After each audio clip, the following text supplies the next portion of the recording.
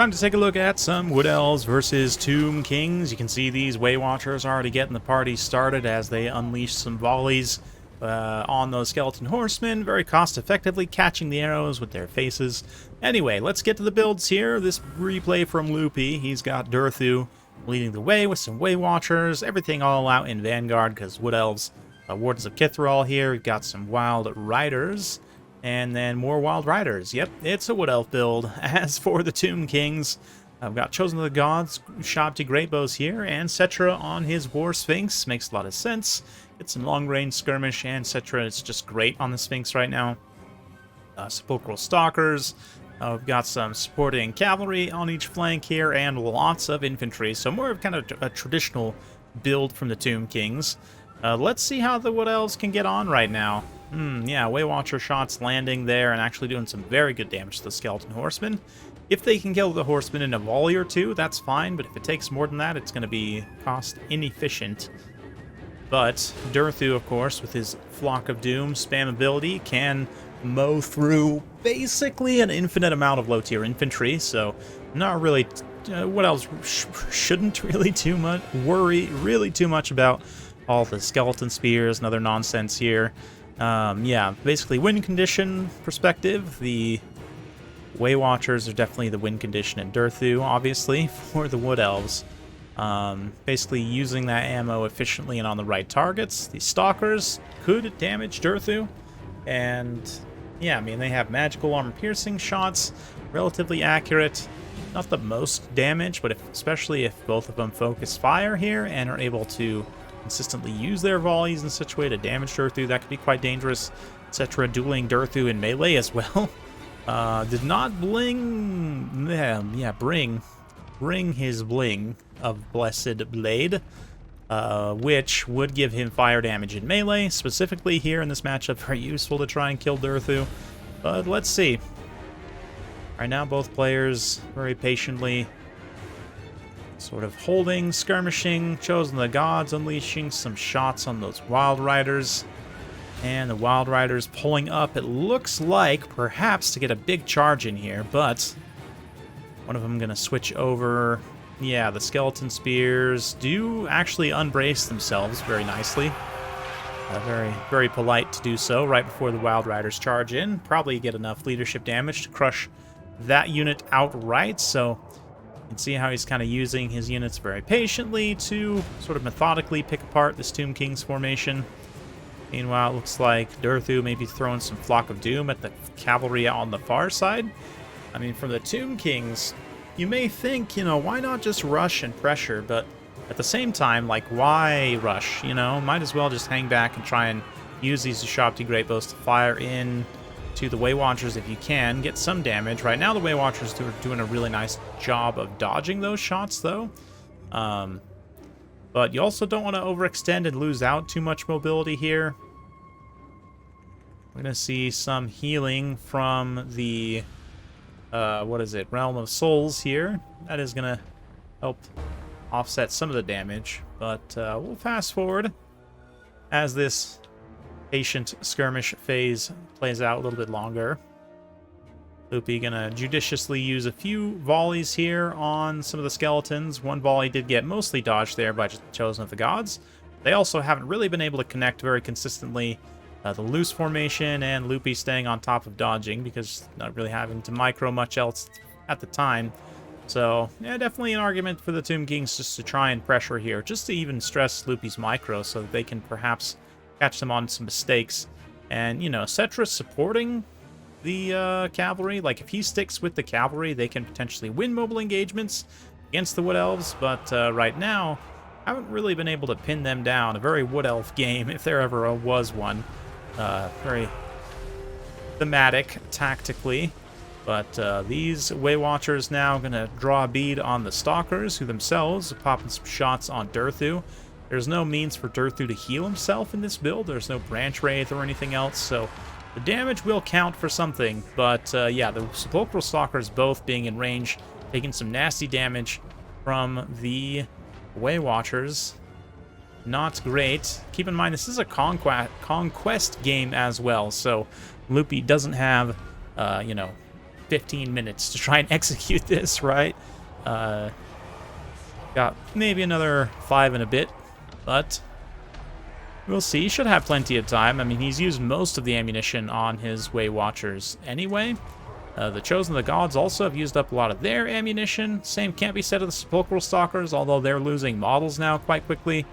And unfortunately, being constructs, they do not benefit from the Realm of Souls trait. And there's no method for them to heal either, right? There's no Necrotechs with their Restore. So, Settra gonna maybe go for the overextension here and possibly just get fully sniped. But he does have the Ushabti summon in his back pocket, gonna interrupt somewhat. Also following up with some of the cavalry. And yeah, an incantation of Vengeance on the Stag Knights. Oh, those are actual Stag Knights, not just Wild Riders. Okay, that makes a little bit more sense why the build's so small. But Settra does manage to actually connect him and his Ushabti, get 2 of the Way Watchers down. One manages to extricate themselves, and it's the one with the least amount of ammunition left. So not a great situation for Loopy, as both these Way Watchers now compromised and terrified. The other one trying to escape from Settra is probably going to be unsuccessful in doing so. But let's see, Durthu is going to have to carry this game in the late stage, which, I mean, he definitely potentially has the ability to. Wardens of Kithrael also are on the field. They're an elite regiment of renown. We're definitely not going to be pushovers, but Durthu taking some pretty severe damage from the Sepulchral Stalkers.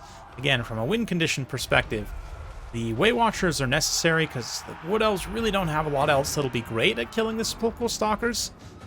So, you know, losing the Way Watchers is a pretty big component, obviously, of that win condition, but definitely not over yet. We'll see how things play out. Wardens of Kithrael could potentially fight through on this objective and actually take it. Likewise, Settra, you know, taking some damage from the Wild Riders, but also pursuing quite heavily. Durthu is slower than the Sepulchral Stalkers, so he just straight up won't be able to get away here. They've got enough ammunition that they could be dangerous, but Way Watchers regroup, and even tattered as they are, with just a handful of shots, they can still be quite dangerous. They're going to get a few volleys here on Settra. Stag Knights, nowhere to be found. That's fine. These are all Wild Riders, so they're not going to do a ton of damage to Settra in melee, but hey, every little wave helps here. One, actually, of the Way Watchers switches targets, and kind of understanding the win condition aspect of it, just goes for the Sepulchral Stalkers, trying to do as much damage to them. They're going to face some counterfire, but due to the slope of the hill, the Sepulchral Stalkers looks like they're having some accuracy issues. And Durthu moves in to try and finish Settra in melee. Sword of Daith being cast there. It's going to debuff some armor, do some direct damage, but Durthu again struggling to get past this unit of Sepulchral Stalkers. Not looking great for him right now. Can this Way Watcher finish Settra? This one switches targets once again, since Durthu's basically a lost cause at this point. Just try and finish Settra to get as much leadership damage on the undead as possible. Meanwhile, this Wild Rider went all the way up and around, collapsed the Chosen of the Gods there. Wardens of Kithrael also, again, on the objective, could move in and take that. But Durthu gets routed, and Settra goes down basically at exactly the same time. And, yeah, these Way Watchers and Wild Riders also going to rout. Yeah, maybe the leadership damage will be enough.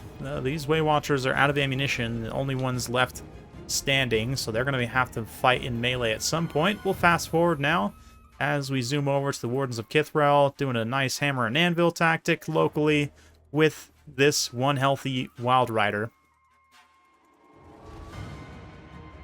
Yeah, the Wild Riders versus the Stalkers will be a tricky one for sure.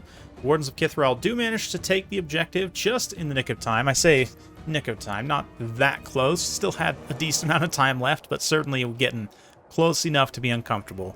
But Wild Rider is now going to start to cycle charge here a bit. This unit of Way Watchers just gets caught by Nehekar Horsemen and hammered there. Probably the end of them, I would imagine. But yeah, Wardens of Kithrael are going to come forward here. See how much damage they take from the Stalkers as the Wild Riders try to maneuver. Stalkers do have charge defense against large and anti-large in melee, as well as 80 armor, so they don't want to get like side or rear charge, but likewise the Wild Riders charging into the face of them are going to be probably relatively ineffective here, especially with lots of skeletons standing on top, helping to soak some of those hits. Yeah, it doesn't do a lot of damage, but the leadership is enough given the loss of Settra that the Sepulchral Stalkers maybe take a little bit of crumbling damage there, but was it worth it? Wild Riders end up getting routed off there, and it's looking pretty grim for the Wood Elves. You can see the Sepulchral Stalkers start to maneuver. The Wardens of Kithral are like, you're not going to side shot us. Well, they actually just issue an attack order to keep pressure up there. And the Wild Riders do come back, as do the Way Watchers. They're going to slug it out with some skeletons for a little bit of time here. You know, provide some tiny bit of extra damage. Wild Riders get a nice charge there. And continuing to try and strike whatever they can. At this point, though, the Sepulchral Stalkers, I'm surprised. I mean, they're 50 speed. The Wardens of Kithral only 38. And they're still having a hard time getting away. Wood Elves definitely not out of this, even though it is looking quite poor, must be said. Wild Riders come in. Yeah, they hang around on that charge a little bit long, and probably going to end up costing them. Way Watchers make sure they maintain the objective. Let's keep fast forwarding here. And there it is. Yep, army losses kicks in. Unfortunately, I don't know, the Wardens of Kithral might have been able to carry the late game there. Just with that one Sepulchral Stalker remaining, they could try and maneuver to the side and shoot down the side of the unit. Loopy obviously might not let that happen, but ends up being a super close game. Definitely an interesting matchup for sure, and kind of my gut instinct tells me that the Tomb Kings have a lot of very favorable situations in this matchup, especially with some of the buffs and with some of their unit roster construction being pretty good. Just the kind of overwhelming kind of medium to light cavalry components here. We saw the Wild Riders having to be used pretty judiciously, and even still, a lot of them ended up struggling to pay for themselves. Same with the Stag Knights.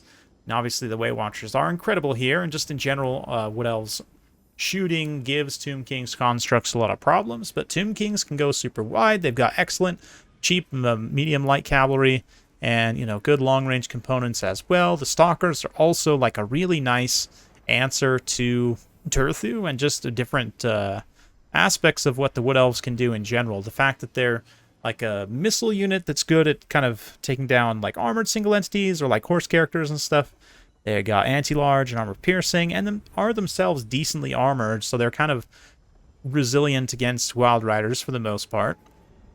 Generally, it seems like, yeah, Inkars here played it very well, but it seems like maybe a favorable matchup for the Tomb Kings. Loopy will have to let us know down in the comments below. But hopefully you guys enjoy that. If you like this sort of content, be sure to like, subscribe, hit that bell notification button every time I upload a new video. You'll be notified. Thanks again. We'll see you next time.